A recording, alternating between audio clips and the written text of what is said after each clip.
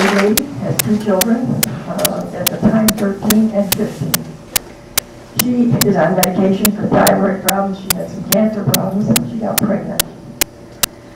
She was going to the doctor to check on the fetus to make sure everything was okay. After about 2.5 months, the fetus was dead. She went to the hospital, they made an appointment, told her to get there early. She was there at 6:30 in the morning. They told her they don't have a bed, they don't have a room.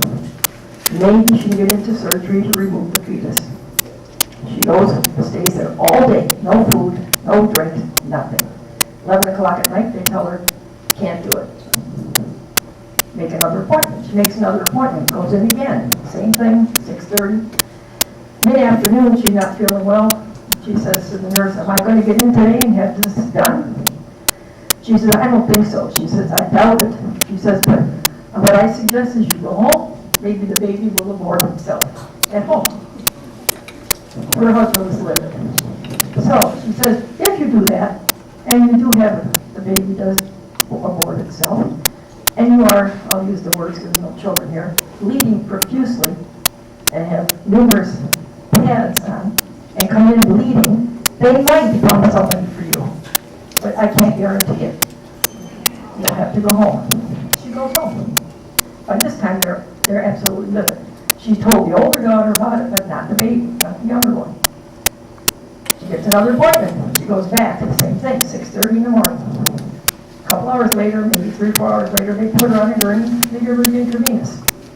She's laying on the gurney, they come over and say, you'll have to get off the gurney, we need it. They put her in a wheelchair for 4 hours with the intravenous. This is in the afternoon. About 12 o'clock that night, they finally take her upstairs. She's going to have this done. When she gets up there, she hears the doctor and the anesthesiologist argue. And the anesthesiologist is saying to the doctor, I've been here 12 hours, I'm tired, I can't do another one.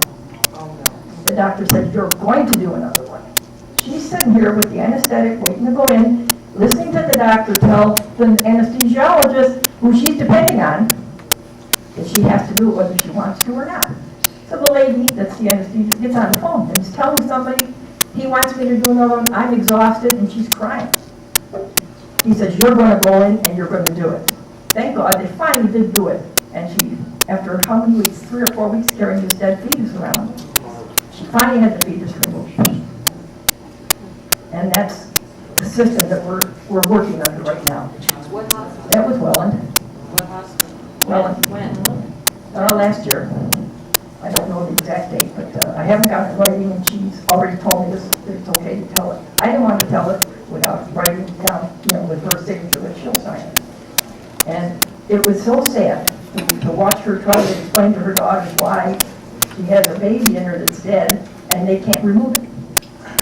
So the good news now is she's pregnant again, and we're hoping, because her thyroid's under control, her medication's under control, hopefully this will be a good outcome. But that's what she went through, and it broke my heart just to see her.